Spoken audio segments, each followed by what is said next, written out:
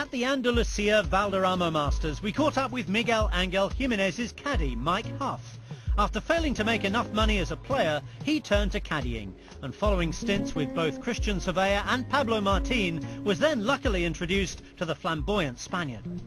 Went to Dubai for the beginning of the year and staying with a guy, a fellow Zimbabwean guy, who was just working for Miguel just for the week, and he was pretty much looking for someone to set Miguel up with, and I was the lucky one. So just right place at the right time, and then, yeah, it's been a good year for us. With 3 European Tour wins and a spot in the European Ryder Cup team, it certainly has been a good year. But what does a typical tournament day involve as a caddy?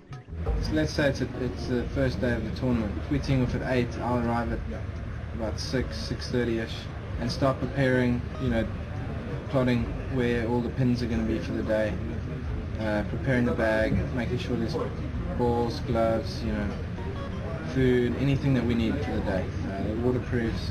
And then Miguel will arrive about an hour before. He'll do a bit of stretching and his warm-up. We play the round, come off, we'll have some lunch, and then practice, work in the afternoon. The next day is normally a later day, so you've got an opportunity to go out in the morning and walk the course and check, where all the pins are. You have to have all the answers, really. That's the key.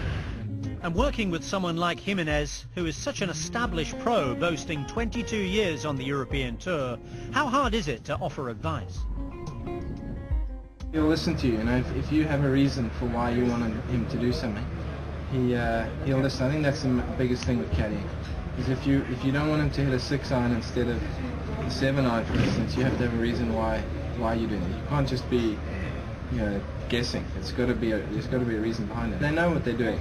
It's just trying to, giving that second opinion. Sometimes you have a lack of concentration, and you just need someone there to say, no, that's not the right play. Attention to detail is key for any caddy, and one of Mike's most important jobs is to provide an accurate yardage reading from any position on a golf hole, while also having a note of where previous shots have landed. It's just an indication of how far the ball's flying, how far it's flying out of, for instance, the fairway or the rough, just so that if it's jumping, or you can get a good idea for the rest of the week. And like, let's say it's an 8-iron 138 meters during our practice round. If we've got a shot that's 138 meters, you can kind of go back to, hey, well, just copy what you did there. Sometimes, in the heat, it just flies a bit further in altitude, so you're always trying to adjust to what each week brings you.